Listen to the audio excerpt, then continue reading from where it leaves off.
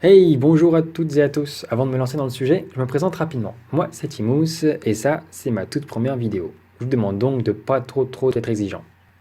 Pour parler un peu concept, cette vidéo, et celles à venir, sauf hors série bien évidemment, sera basée sur le fameux ici, où l'on étudiera les changements hypothétiques sans modifier une chose de l'histoire ou une chose de notre quotidien. Voilà le tout premier exemple, et si les dragons existaient vraiment.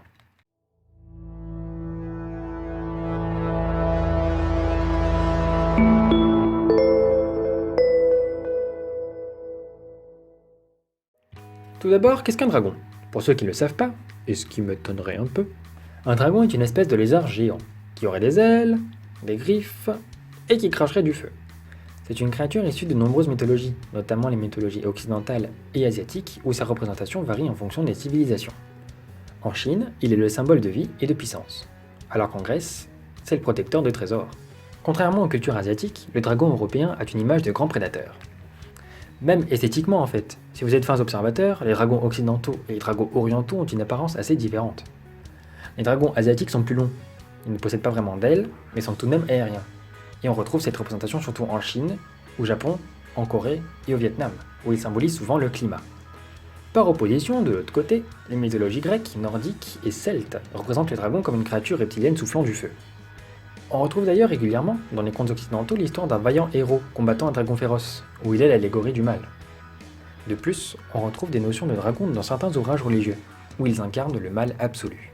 Bref, assez parlé des origines du dragon, revenons plutôt au sujet. Et pour cela, il va falloir prendre en compte le degré de dangerosité des dragons. Ainsi, comment serait notre quotidien si les dragons existaient? Commençons par l'hypothèse la plus simple, le cas où les dragons seraient inoffensifs. Comme tout animal, ils feraient partie de la chaîne alimentaire. Ils seraient situés sous l'homme et au-dessus de toutes les autres. Si la créature est carnivore, hein, bien entendu. Quoique, même si elle est herbivore en fait. Je vois mal un prédateur existant comme le lion chasser un dragon. Ça n'aurait pas de sens. On peut donc considérer que le dragon est un animal carnivore, comme il est représenté aujourd'hui. S'il est considéré comme un animal, l'homme aurait déjà incorporé dans sa cuisine. Non pas comme four pour cuire ses gâteaux, mais directement dans son assiette. Du coup, vu que ça vole, ça devrait avoir le goût de poulet, non? Il y aurait donc un menu dragon KFC? Outre le fait que la viande du dragon aurait une place dans les rayons boucherie du supermarché, le dragon pourrait aussi servir à l'homme comme source d'énergie. Fini les lampes à huile et autres torches, il suffirait d'avoir donc un dragon dans chaque pièce de votre demeure et vous aurez donc une source de lumière sans aucun souci. Ou presque.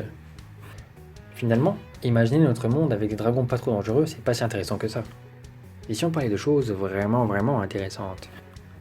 Imaginons donc que les dragons soient dangereux. C'est pas si difficile à imaginer que ça, y a qu'à regarder Game of Thrones ou Dragon. Non, celui-là il compte pas. Enfin, on verra. Bref, si c'était dangereux, on pourrait dégager plusieurs possibilités. Soit l'homme vivrait reclus dans son abri, soit il maîtriserait la bête et pourrait, s'il le veut ou pas, envisager son extinction pour reprendre sa place en tête de la chaîne alimentaire. Dans le premier cas, où l'on passerait notre vie à se cacher, imaginez alors comment serait notre quotidien. Constamment dans l'ombre, pas de liberté de se déplacer et encore moins de voyager, à moins que vous ayez le goût du risque. En conclusion, pas de moyens de déplacement aérien, pas de transport lent et sans défense. Bref, fini la voiture et la pollution. Tiens d'ailleurs, j'ai trouvé la solution au réchauffement climatique, les dragons encore une fois. Bon, non, ok, oui, je sais, c'est non. L'homme, avec un grand H, aurait donc un prédateur incontrôlable, un vrai. Dans le second cas, si l'on pouvait maîtriser la bête, on programmerait son extinction, comme évoqué précédemment, ou bien utiliser le dragon à notre avantage, comme arme par exemple. Ne nions pas le propre de l'homme qui est malheureusement la guerre. Revenons sur la question de la chaîne alimentaire. Vous savez, la fameuse pyramide où l'homme est tout là-haut parce qu'il mange absolument tout ce qui bouge. Bon, pas sous-entendu, hein. Eh bien, si on bouscule tout ça, en plaçant les dragons au-dessus de l'homme, est-ce que les problèmes de société que nous connaissons actuellement seraient toujours d'actualité?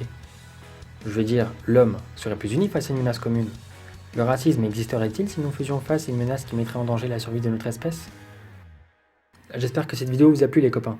Personnellement, je suis plutôt content de me lancer dans l'océan énorme qu'est YouTube et de partager avec vous mes idées. Abonnez-vous à ma chaîne et likez cette vidéo pour m'encourager à en faire d'autres. Bisous à vous les internautes et à la prochaine. Allez, ciao.